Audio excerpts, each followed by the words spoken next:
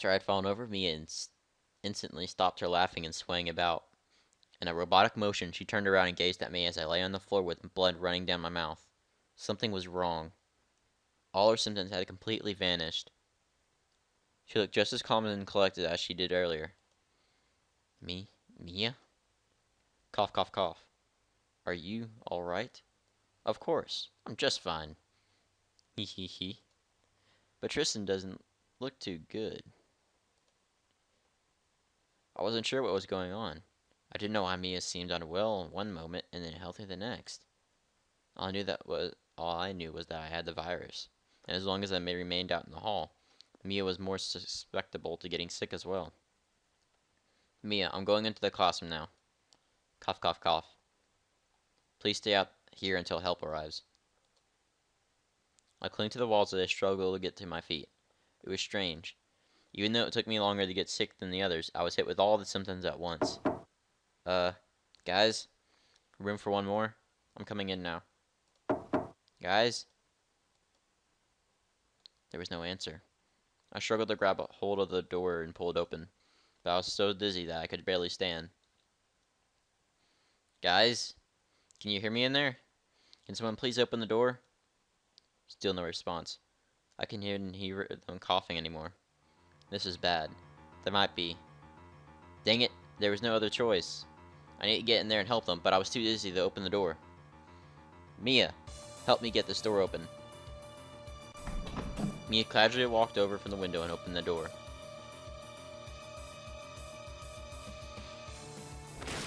Ugh. Since I was using the door support, I collapsed back onto the floor when Mia opened it. But I didn't care about that. I was too busy worrying about the conditions of my friend. I frantically crawled into the classroom. I was hoping to find my friend sitting against the wall, alive and well. But no such luck. There were my friends, lying on the floor in pools of their own blood. Dead.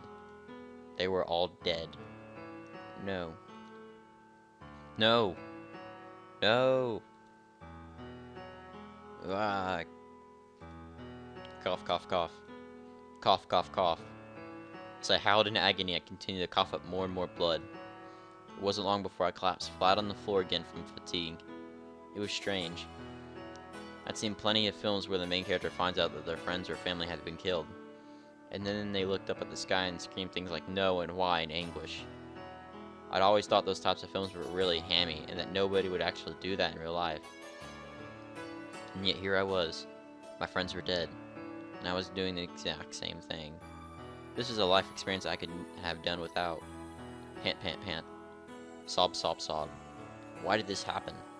Why did my friends die? Why didn't the ambulance come and get them? Why didn't they get in here in time? Why didn't they come, Mia? Hee hee hee. I could hear Mia sobbing softly behind me. I glanced over my shoulder at where she was standing. Hee hee hee. She was standing by the chalkboard at the front of the classroom. Her back was facing me and my vision was blurry, but I could still see that her shoulders were trembling. Mia? This was awful. Here we were, two people who had lost their friends, and we couldn't even console each other. Hee hee hee. There stood Mia on the other side of the classroom, crying alone in the corner, and there was nothing I could do. Hee hee hee. I wanted to walk over to her. I wanted to hold her. I wanted to cry with her. But as long as I had this virus, I couldn't go near her or risk infection. Hee hee hee. Mia, I'm sorry, but you need to get out of the classroom. I don't want you getting infected too. Go outside and wait for the ambulance to get here. Don't worry about me, I'll be fine. Cough, cough, cough. Hurry, go now. Hee hee hee. Mia didn't respond. She just stood there and continued to sob. I understand your pain, Mia, but you have to get out of here. Don't let yourself get sick too. I don't want that. Neither would they. Hee hee hee. My entire body was beginning to convulse. My vision was going completely blurred. And this was how my friends must have suffered in the moments before their death. It was clear that the ambulance wouldn't make it in time to save me. I didn't have much time left. And I didn't want Mia to watch me slowly die. Her poor mind was already branded with the images of our dead friends. That was already more than anyone should ever have to see. I had to get her to leave the room. Mia. Hee hee hee. Mia. Cough, cough, cough. Bleg. Ugh, dang it. I was coughing up more blood than before. My insides felt like they were on fire. Just what the heck kind of crazy virus was this? How did my friends and I contract it in the first place? No, that didn't matter anymore. All that mattered now was getting Mia to leave before she got infected too. But she wouldn't leave. She just continued to face the wall and sob. There wasn't any time for that. Hurry, Mia. Get out of here. You have to go.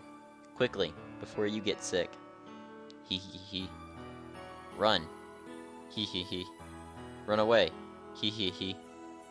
Get out of here, Mia. Cough, cough, cough. No matter how loud I screamed at Mia, she wouldn't budge. And with my health deteriorating rapidly, I couldn't help it up. I just couldn't keep it up any longer. Thud. I collapsed onto the floor and struggled to breathe. There was nothing more I could do. Mia refused to leave, and I didn't have the strength to force her. At this rate, we were both going to die. I was already through the thick of it. But Mia had yet to suffer the horrific pain of coughing up her insides. Still, at that point, it didn't seem to matter anymore. Dying was a brief experience in contrast to what comes afterwards. She would be liberated of the pain before too long. And with that, I closed my eyes and waited for the end to come. Strange. In spite of my inevitable death, the intense pain in my body, and the bodies of my friends lying sprawled all around me, somehow I felt at peace. It was as if, at that point in time, the whole world had suddenly gone quiet, save for the lonely sound of Mia sobbing in front of me. Hee hee hee. Hee hee hee. Now I could hear it more clearly. Hee hee hee. It was beginning to sound a lot like hee hee hee. Nah, it couldn't be. Hee hee hee. That was just wrong. Hee hee hee. There was no way she could be hee hee hee laughing.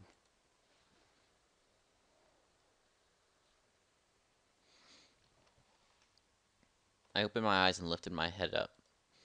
I looked towards where Mia had been standing this whole time. By this point, my vision was almost completely blurred. But by straining my eyes, I could just make out the shape of her body over by the chalkboard. Only now, Mia was facing towards me, and she appeared to have moved in closer. Hee hee hee. That explained why the sobbing had gotten louder. Only now, it really didn't sound like sobbing at all. I strained my eyes hard to get a better look at her. And then I saw it. Hee hee hee. Standing in front of me was Mia. And she was laughing. Ha ha ha.